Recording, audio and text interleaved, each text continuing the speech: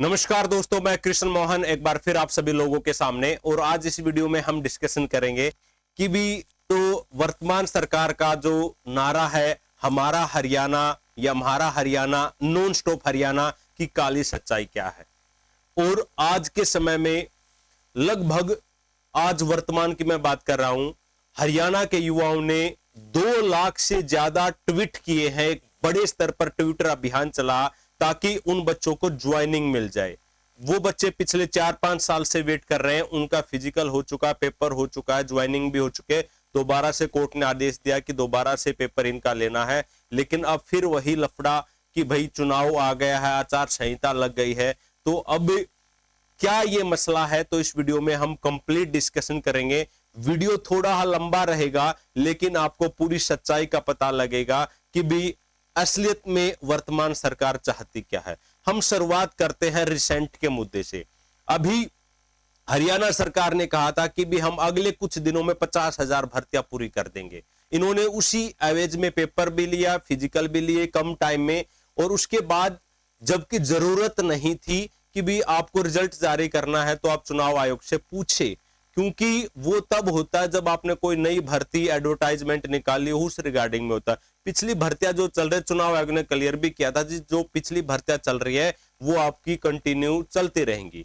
लेकिन सरकार ने जानबूझ के मान लीजिए राजनीतिक मुद्दा बनाने के लिए चुनाव आयोग को इन्फॉर्म किया कि भी क्या हम इन भर्तियों का रिजल्ट निकाल सकते हैं।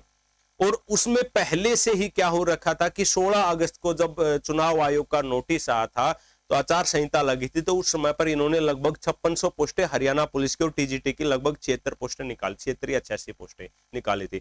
तो जयराम रमेश जो कांग्रेस के एमपी है, इन्होंने कहा था कि यह गलत है, चुनावी फायदा लाने के लिए इस टाइप के एडवर्टाइजमेंट और इस टाइप के भर्तियां निकाल के बच्चों को लगाने का एक मतलब कि प्रोपेगेंडा है। ये बात बिल्कुल सही भी है, क्योंकि अगर बीजेपी आज अपोजिशन में होती तो वो भी यही काम करती, चाहे कोई भी सरकार है। भाई बिल्कुल लॉजिकल बात ये कह रहे हैं कि भी अब आखिरी महीने में आपको कहां से भर्तियां याद आ गई।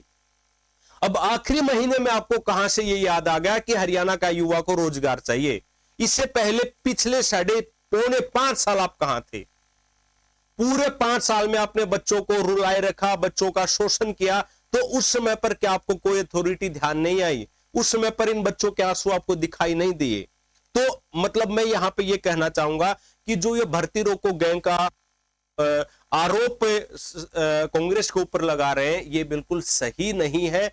भर्ती रोको गैंग कौन है वो आपको खुद एनालाइज कर लेना चाहिए।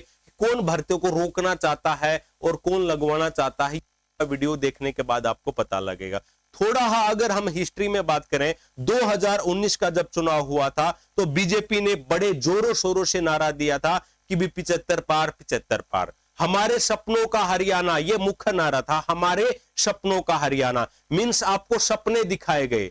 अब आपको ये एनालिसिस करना है कि भी क्या वो सपने अब करें नॉन स्टॉप हरियाणा, मींस जो सपने दिखाए गए थे वो सपने कंटिन्यूस रहेंगे या उन सपनों को पूरा कर दिया अब नए सपने दिखाएंगे, वो आपको विश्लेषण करना है।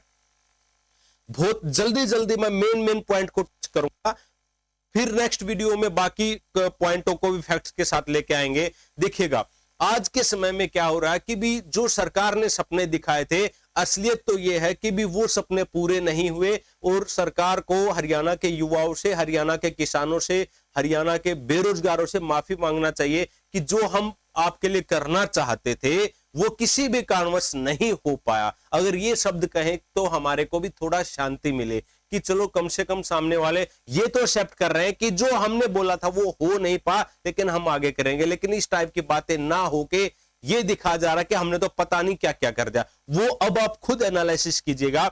इन्होंने कहा था 2019 में कि युवाओं के लिए ministry of youth development authority बनेगी और वहां पर 25 लाख का अथॉरिटी बनी।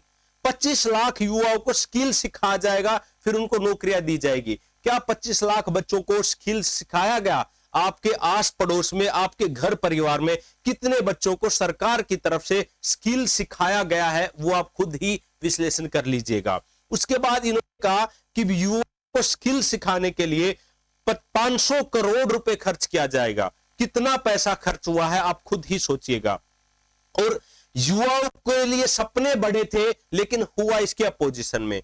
अगर हम रिपोर्ट की बात करें, सरकारी रिपोर्ट के डाटे की बात करें, और भी बहुत सारी एजेंसीज यहाँ हैं, और आज के हिंदुस्तान या टाइम्स ऑफ इंडिया के न्यूज़पेपर में भी कोई न्यूज आई हुई है, वो आप एक बार चेक कर लेना किस अखबार में है, कि हरियाणा बेरोजगारी के मामले में नंबर 1 पोजीशन पर है। अगर इंडिया की बात करें तो इंडिया में लगभग अखबार की न्यूज के अकॉर्डिंग बता रहा हूं मैं कि 8% लोग बेरोजगार हैं, लेकिन हरियाणा में वहीं पर यह डाटा आपका 28% के आसपास है। और महिलाओं की बात करें तो पूरे देश में लगभग 15% महिला ही बेरोजगार है, लेकिन हरियाणा की महिलाएं 70% बेरोजगार हैं। 100 में से 70% महिलाएं घर पर बैठी हुई हैं, जबकि पूरे भारत में सिर्फ 15% ही महिलाएं घर पे बैठी हुई हैं। तो इस डाटे से आप एनालिसिस लगा सकते हैं महिलाओं को देने में सरकार ने क्या किया है। और मेल का भी यही है, जहां मेल का 8% है देश के लेवल पे, वहीं आपका 22% आपका हरियाणा के लेवल पे है। तो हरियाणा आज भी नंबर 1 है बेरोजगारी के मामले में। तो इसमें यह कहना कि भी हमने रोजगार दिया है, तो यह बात हजम होने वाली बिल्कुल भी नहीं है। खिलाड़ियों की अगर मैं बात करूं, इन्होंने बोला कि भी 1000 स्पोर्ट्स नर्सरियां बनाई जाएंगी। कितनी नर्सरियां बनी है आपके एरिया में, आपके हलके में, आपके डिस्ट्रिक्ट में? आप देख लीजिएगा कि कितनी नर्सरियां। 1000 का मतलब आप समझ पा रहे हो, हर 5 किलोमीटर के बाद आपको एक नर्सरी दिखाई दे देनी चाहिए, हर 10 किलोमीटर के बाद। तो आपको कितनी स्पोर्ट्स नर्सरी दिखाई दे रही है, वो आपको एक्चुअल डाटा ग्राउंड पे क्या हुआ वो आपको पता लग जाएगा। प्रत्येक गांव में जिम बनाने का वायदा किया था, स्टेडियम बनाने का वायदा किया था। क्या आपके गांव में जिम है? क्या आपके गांव में स्टेडियम बना पिछले 5 सालों में? वो आपको खुद पता करना है, ना कि बाकी रिपोर्ट के आधार पर आपको देखना चीजों को। हरियाणा खिलाड़ियों के मामले में नंबर 1 रहा है स्टार्टिंग से ही। खेलो इंडिया की शुरुआत की गई थी ताकि नए नए युवाओं की पहचान हो सके, उनके अंदर इनोवेशन को पहचाना जा सके, कि भी इनोवेशन क्रिएट किया जा सके, कि जो नए नए बच्चे हैं उनको हम कैसे तैयार करें बड़े लेवल पे खिलाने के लिए। उनको पहचानना, फिर उनको मोटिवेट करना, उनके ऊपर खर्च करना और उनको आगे बढ़ाना, ये मोटिव था खेलो इंडिया का। लेकिन खेलो इंडिया में हरियाणा की रैंक 3rd नंबर पे है। पूरे भारत में 3रे नंबर पर रहा लगभग हमेशा, सेकंड या थर्ड, और एक बार तो शायद फर्स्ट भी आया, अभी तक 2024 तक की मैं बात कर रहा हूं। और जब पैसा देने की बात आती है हरियाणा में, तो आपको ताजुब हो जाएगा, मतलब कि आपको नींद नहीं आएगी कि भाई जो गुजरात पूरे देश में 17वें नंबर पे है खिलाड़ियों के मामले में, खेलों के मामले में, उसको मिला 436 करोड़ रुपया। 436 करोड़ रुपया 17वें नंबर वाले राज्य को। हरियाणा जो कि 3rd नंबर पे है, उसको मिला मात्र 67 करोड़। मीन से सिर्फ और सिर्फ 67 या 66 करोड़ के आसपास, जबकि कहां पे लगभग 450 करोड़, कहां पे आपका 66 करोड़। आप देख लीजिएगा, जो राज्य 17वें नंबर पे है उसको कितने गुना ज्यादा मिला है। यूपी 15वें नंबर पे खेलों के मामले में, उनको भी 440 करोड़ रुपया दिया गया। तो हरियाणा को क्यों नहीं मिला, जबकि आपने तो सपने दिखाए थे ना कि भाई हम खेलों को आगे बढ़ाएंगे। अब बात करते हैं कि आजकल जो ये एडवर्टाइजमेंट करते हैं, चुनाव का माहौल है, तो बताते हैं कि हमने ये कर दिया, हमने वो किया। इन्होंने कहा कि जो हमने कहा वही कर दिया। बसों के ऊपर आपको दिखाई दे रहा होगा, जो हमने किया कहा वही कर दिया। भाई इन्होंने कहा कि भी हमने 220 बिल्डिंगों का शिलान्यास किया, मींस इनॉग्रेशन किया, उद्घाटन किया। भाई आप ये बताइएगा 220 बिल्डिंग में से कितनी बिल्डिंग आपके समय में पास हुई थी और कितनी बिल्डिंग पास करके आपने बना दिया, वो आपका काम है। ना कि पहले से जो बिल्डिंग के ऊपर काम चल रहा है, जो काम पहले से प्रोजेक्ट पास हो चुका है, जिसके पैसे जा चुके हैं, उसके ऊपर खर्चा और पत्थर आपने लगा दिया, वो काम आपके काउंटिंग में नहीं आएगा।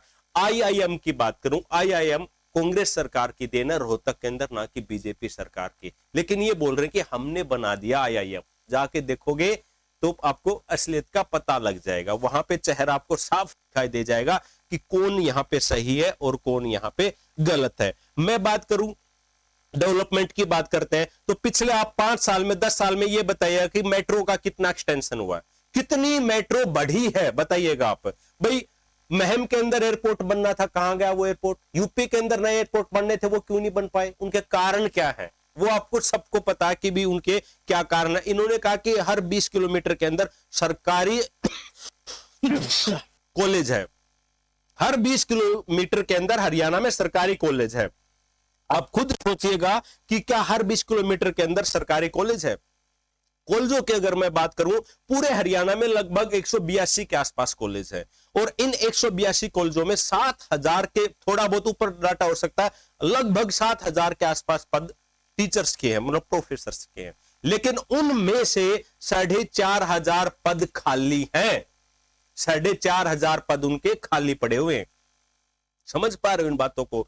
टोटल इतने पद है, उनमें से लगभग आधे पद आपके खाली है। कॉन्ट्रैक्ट बेस पे लोगों को लगा रखा ताकि कम पैसे में उनका काम चल जाए, ये बात। उसके बाद हम बात करेंगे, नेशनल मुद्दा बना अग्निवीर का। हरियाणा कह रहे हैं कि हमने अग्निवीरों को, हरियाणा पहला राज्य बन गया अग्निवीरों को रिजर्वेशन देने वाला।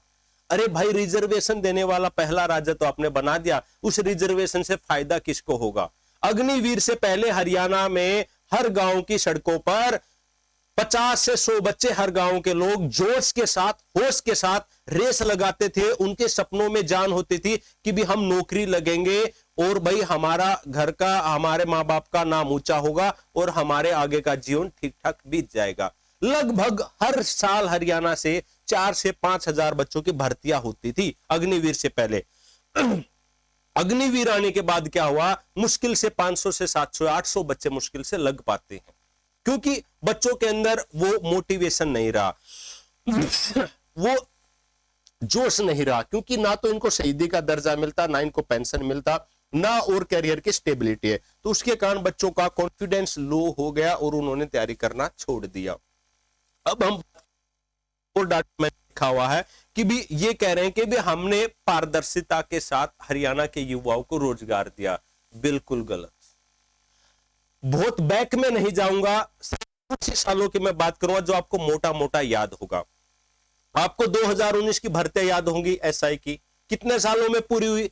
पेपर लीक हुआ, पुलिस का पेपर लीक हुआ, ग्राम सचिव का पेपर लीक हुआ, कैनाल पटवारी का पेपर लीक हुआ, ऐसे बिक रहा था रोडों के ऊपर, सबके पास था वो पेपर। 2021 की बात मैं कर रहा हूं, अगर याद ना हो तो आप लोगों को तो याद कीजिए कितने सारे पेपर लीक हुए। उसके बाद ये लोग सीटी लेके आए, सीटी में बोला कि 2022 के बाद हर 6 महीने में लेंगे। क्या 2022 के बाद 6 महीने का जो वायदा, पारदर्शिता, ईमानदारी की जो बात करता है, क्या वो वायदा निभा पाए? नहीं निभा पाए। आज बिना सीईटी के 10 लाख बच्चे वेट कर रहे हैं, और 10 लाख बच्चों में से भी जिनकी जो 2022 में 23 में एलिजिबल हो गए थे, 1.5-2 साल से, मतलब उनको पता ही नहीं कि वो तैयारी करें या फिर ना करें। उसके बाद ग्रुप डी में जितने भी बच्चे लगे हैं, आप एक बार अगर डाटा एनालिसिस करोगे ना तो ये देख लीजिएगा, जिन बच्चों का, मैं सबकी बात नहीं कर रहा हूं, कुछ बच्चों का, जिन बच्चों का सिलेक्शन, अगर आप एनालिसिस करो आपको कि जिन बच्चों का 80 प्लस स्कोर है, 82 स्कोर है, उन बच्चों का, उन्होंने क्या आज से पहले कोई हरियाणा का पेपर दिया है और उसमें उसका स्कोर क्या? 2 पेपरों की जांच कर लो, उनमें उनका स्कोर 40 मिलेगा, 42 मिलेगा, 42 एकदम 82 कैसे आ गई? अगर उनका स्कोर 70, 75, 65 भी है तो मैं मान, पारदर्शिता थी बिल्कुल, मींस सारी चीजें बिल्कुल सही थी। लेकिन वहां पर भी संशय, बहुत सारे लोगों ने पे आवाज भी उठाया था। नेक्स्ट, हरियाणा में कितनी बार मुद्दे हुए कि बड़ी बड़ी पोस्टों पे हरियाणा के बाहर के बच्चों को सिलेक्ट किया जा रहा है। एसडीओ की भर्ती हुई थी जिसमें लगभग 50% से ज्यादा बाहर के लोगों का चुनाव हुआ था। तो क्या यह सही है या गलत है, वो आपने बताना है। एक अनिल नागर आपने सुना होगा एचसीएस के मामले में, ठीक है, गिरफ्तार हुआ था पैसों के साथ, ठीक है, और एचसीएस पेपर को कैंसिल भी करवाना पड़ा, दोबारा से पेपर भी हुआ। तो अब यहां पे आप देख लीजिए कि पारदर्शिता कितनी है, कितनी जो वायदे किए थे वो सही है या फिर आपका गलत है। आज के समय में भी 2.5 लाख के आसपास हरियाणा में नौकरियां खाली पड़ी हुई हैं। सीईटी लेने की बात हुई थी, वो सीईटी अभी तक नहीं हुआ है। कई सारी यूनिवर्सिटी, जैसे कि महेंद्रगढ़ यूनिवर्सिटी की मैं बात करूं तो वहां पे जो सीएम साहब के पहले जो पीए होते थे, जो वर्तमान में ओएसडी साहब है, उनके कुछ रिश्तेदार, 4 से 5 रिश्तेदारों का वहां पे सिलेक्शन हो रखा है। मतलब एक ही आदमी के 4 से 5 बंदे एक ही जगह पे भर्ती। तो ये पारदर्शिता है या फिर भाई ये बात सही है, वो आप लोगों ने खुद देखना, किस प्रोसेस के तहत भर्ती हुई, किसी को नहीं पता लग रहा। अब बात करते हैं कि आज के समय में कि भी क्या जो ये महा ट्वीट अभियान हुआ है, ये अभियान आपको ज्वाइनिंग दिला पाएगा, नहीं दिला पाएगा। देखो, अगर वीडियो अच्छा लगे ना, आपको लगे कि सच्चाई है, वीडियो में सारी चीजें बिल्कुल सही है, तो वीडियो को शेयर करो, जितना ज्यादा उसके ग्रुपों में, जितना ज्यादा उसके चैनलों तक, जहां तक हो सके वहां तक पहुंचाओ। और भी फैक्ट मैं सरकार के आपके सामने लेके आऊंगा कि भी इन्होंने किस प्रकार से युवाओं के साथ धोखा किया है, युवाओं का शोषण किया है। अगर 2 लाख बच्चों ने आज पार्टिसिपेट किया है तो ये बड़ी खुश होने वाली बात है कि आज का युवा आपका मतलब खुश हो रहा है, क्योंकि पिछली वीडियो मैंने बोला था कि भी खाली 10,000, 15,000, 20,000 ट्विटर से कुछ नहीं होने वाला। जब वो बच्चा भी ट्वीट करेगा ना जिसने पेपर नहीं दे रखा, तो तब आप समझिए कि हरियाणा का युवा जाग चुका है। और सही मायने में अगर मैं बात करूं तो हरियाणा सरकार अगर चाहे तो बिना किसी रुकावट के आपकी ज्वाइनिंग कल ही दे सकती है, परसों ही रिजल्ट निकाल सकती है। लेकिन अब इनको राजनीतिक मुद्दा चाहिए या फिर आपको तड़पा के देखना कि आप कितना तड़प सकते हो, और फिर थोड़ा बूंद डाल देंगे, फिर आपको लगे हाँ मजा आ गया, 5,000 भर्तियों का रिजल्ट निकाल देंगे, 20,000 का निकाल देंगे, फिर आप कहोगे कि सरकार ने भर्तियां दी है, नौकरियां दी है और हम आगे और भी देंगे। भाई अब ये आप पूरा मैंने सिनेरियो आपको बता दिया। अब आपको देखना है कि भी क्या ये जो बोल रहे हैं, सरकार जो बोल रही है, वो सही बोल रही है या फिर सही नहीं बोल रही। ये विश्लेषण आपका है, कमेंट करके जरूर बताइएगा वीडियो आपको कैसी लगी, और अपने विचार भी आपको प्रकट करना चाहो तो आप नीचे कमेंट सेक्शन में प्रकट कर सकते हैं। Thank you for watching this video.